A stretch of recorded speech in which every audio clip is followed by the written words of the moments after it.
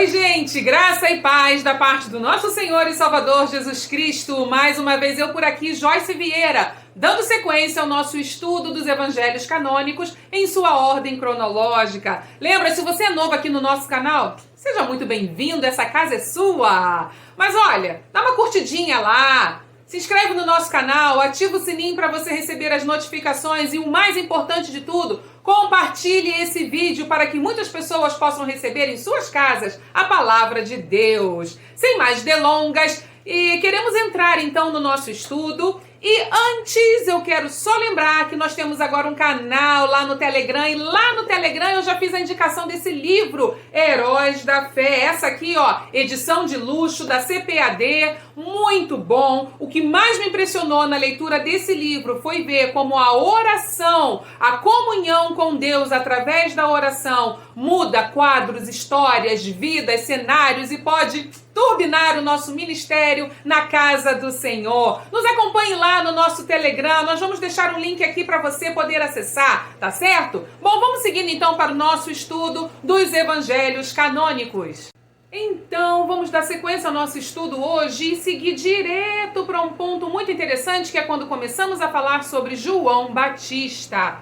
Interessante é quando nós percebemos que tanto anota aí, Mateus capítulo 3, versos de 1 ao 12, Marcos capítulo 1, versos de 2 a 8, Lucas capítulo 3, versos de 1 ao 18 e finalmente João capítulo 1, versos 19 ao 28. Nos 4 evangelhos nós temos a mesma narrativa sobre João. Claro que cada evangelho pontua com a sua pitada especial e eu convido você a ler esses trechos que eu trouxe aqui agora. Mas para fins didáticos, eu vou seguir estudando o que está em Mateus capítulo 3, dos versos 1 ao 12. Vamos comigo? Então vamos lá, nós temos a narrativa falando sobre João e nesse caso estamos falando sobre João Batista, aquele que prepara o caminho do Senhor Jesus, ok? João Batista, filho de Isabel e Zacarias.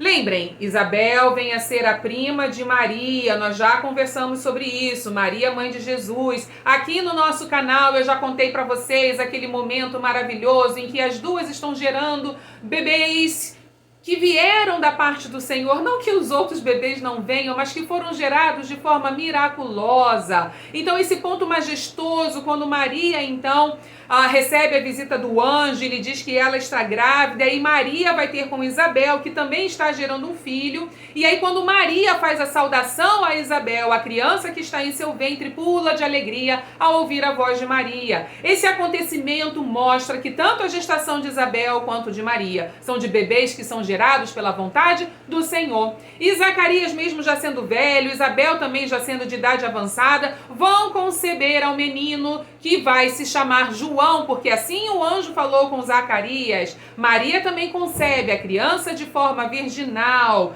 e é o bebê que é gerado pelo Espírito Santo, que é o nosso Senhor e Salvador Jesus Cristo. Bom, João Batista nasce, mas o seu ministério só começa a de fato se desenvolver 30 anos depois do seu nascimento, melhor dizendo, 30 anos depois do nascimento de Jesus, se bem que o nascimento deles é bem próximo, não é verdade? As duas estavam gerando bebês na mesma época.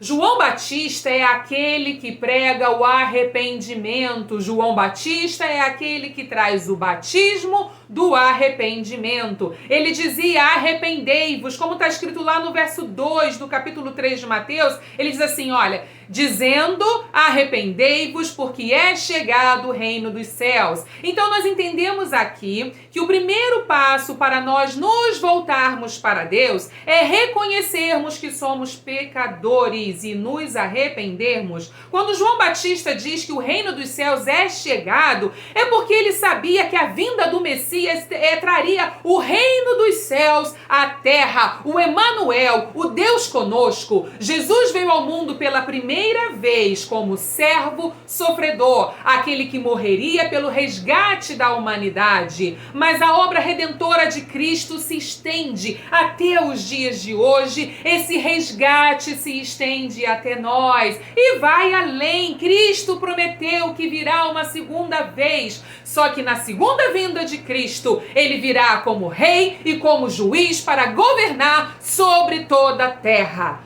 Bom, no verso 3 do capítulo 3 de Mateus, a profecia que é citada está registrada lá no capítulo 40, verso 3 do livro do profeta Isaías. Repara que o verso 1 de Mateus 3 diz que João Batista aparece pregando no deserto da Judéia. E o verso 3 faz alusão ao que o profeta Isaías profetizou quando ele disse: voz do que clama no deserto. Então João Batista é aquele profeta que prepara o caminho do Senhor e endireita as suas veredas, conforme foi profetizado por Isaías lá no Antigo Testamento. Bom, mas aí você pode me perguntar assim: Joyce, como João prepara o caminho do Senhor? Como é que ele endireita essas veredas? O que quer dizer isso? Simples, meus queridos, a tarefa de João Batista é preparar o coração das pessoas que estavam ali para receber a Jesus como Senhor e como Salvador. As pessoas que não conhecem a Jesus precisam entender que elas têm de se arrepender, que existe uma necessidade de receber o perdão de Deus sobre suas vidas, pois somos todos pecadores. Bom, Jesus nasce numa época em que a idolatria era muito comum, e nós já falamos sobre o politeísmo aqui no nosso canal. Se você ainda não assistiu, procure lá num dos nossos vídeos anteriores. Na verdade, o que acontece é que havia muitos deuses na cultura grega, e durante o helenismo, que é aquele período intertestamentário, essa cultura grega invadiu, e aí esse politeísmo começou a ser uma verdade. E por outro lado, nós temos então um oposto, o monoteísmo absoluto dos judeus, visto lá no Antigo Testamento e nas tábuas de Moisés, que diz: ao Senhor teu Deus adorarás e só a ele servirás. Então vem comigo e tenta entender o que eu estou querendo dizer. Explicar para os judeus que Jesus é Deus. Jesus não é mais um Deus, mas que ele é um só com Deus. Na verdade, ele é trino, Deus Pai, Deus Filho, Deus Espírito Santo, mas ele é um só. Então não deixamos de ser monoteístas adorando a Jesus, porque ele é um com Deus, é um só Deus. E explicar isso para os judeus daquela época, que Deus, Jesus é Deus e que eles podem adorá-lo, pois ele e o Pai são um só, é uma tarefa bastante árdua, bastante difícil. De igual forma, explicar para os gentios politeístas que existe um único Deus e que esse Deus é trino, mas que ele é um só em sua essência, sendo Deus Pai, Deus Filho e Deus Espírito Santo, também é uma tarefa difícil até os dias de hoje. Muitas pessoas perguntam por que o meu Deus, esse com letra maiúscula, né, é o Deus verdadeiro. Por que não é verdadeiro aquele Deus que eu encontro em outras religiões? Porque se você prestar atenção, os outros deuses foram deuses criados por mãos humanas, mas o nosso Deus, ele é o criador de todas as coisas, amém? E ele é soberano. Isso difere o nosso Deus, sendo ele o único e verdadeiro Deus. Bom, João Batista, ele não queria glória para si. Na verdade, ele queria mostrar a glória do Senhor e dar toda a honra e toda a glória que deveria ser dada ao Messias, que é Jesus. É muito interessante nós verificarmos que, apesar de toda a diferença de João Batista, né? João Batista se alimenta de forma diferente, ele come gafanhotos e o mel silvestre, né? Ele se veste diferente, mas João Batista, ele consegue trazer para perto de si uma grande multidão. talvez até uma multidão de curiosos, mas o verso 5 ele é muito importante porque ele mostra que toda a Judéia e toda a província adjacente do Jordão ia ter com João, eles iam até João para ouvir o que João estava pregando. Então ele não só chamava a atenção das pessoas, mas também, depois de cada um ouvir a sua mensagem, a mensagem redentora, essas pessoas eram batizadas por ele no Rio Jordão, confessando os seus pecados e se arrependendo. Então que mensagem maravilhosa João Batista devia trazer em sua boca acerca do reino de Deus, não é verdade? Mensagem de arrependimento, mensagem de conversão, mensagem de confissão de pecados. E por que João Batista batizava? Essa era uma outra pergunta. Bem, João Batista usava o batismo como um ato simbólico de lavagem e purificação. Na verdade, os judeus já usavam o batismo para iniciar convertidos. Assim, o ato de João não era algo estranho, diferente. O público já estava familiarizado com esse ritual. João Batista usava o batismo como uma demonstração de arrependimento. Agora vamos lá para o verso 7, no capítulo 3 de Mateus, e aqui vemos dois grupos judaicos, os fariseus e os saduceus. Brevemente falando, podemos dizer que os fariseus eram um grupo que se apegava profundamente às leis do Antigo Testamento. Já os saduceus apenas acreditavam no Pentateuco. Lembra do Pentateuco? Gênesis, Êxodo, Levítico, Números e Deuteronômios? Então, os saduceus acreditavam somente no Pentateuco como sendo a palavra de Deus. Os saduceus eram descendentes da nobreza sacerdotal e os fariseus se originavam de todos os tipos de pessoas. Entretanto, ambos os grupos se opunham a Jesus. Assim, nós vemos que os fariseus foram criticados por João Batista por serem legalistas, hipócritas, seguindo a literalidade da lei, mas se esquecendo do seu verdadeiro propósito.